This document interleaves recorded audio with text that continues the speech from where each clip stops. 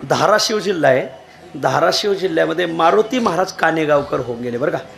मारुती महाराज कानेगावकर म्हणजे तिकडं साखर कारखान्यांना नाव आहेत त्यांची. हो, मारुती महाराज कानेगावकर लय निष्ठावान महिना वारकरी. पंढरीच्या वारीला चाललेला मुलगा आजारी होता. एकुलता एक मुलगा हो. बायकोने सांगितलं नका जाऊ वारीला. ते मेला आहे का अजून. मेला असता तर मग थांबलो असतो. मेला नाही ना जातो. ते पुढं गेले उगा 2-4 किलोमीटर गेले मागून बातमी आली मुलगा मेला आहे. त्यांनी सांगितलं आता हे बघा मी आलो तर तो काय उठणार आहे का. त्यापेक्षा माझी वारी कशाला खंडन करता. ते मागं तर आले नाही पण बायकोने निरोप पाठवला काय मग मागं यायचं नाही ना. मग माझं तोंडसुद्धा पाहायचं नाही म्हणजे परत मागच यायचं नाही.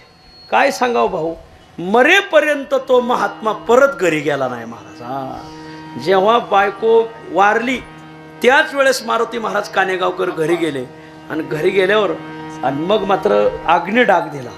पण बायको जिवंत आहे तोपर्यंत घरी नाही गेला महाराज महात्मा. आणि त्याचं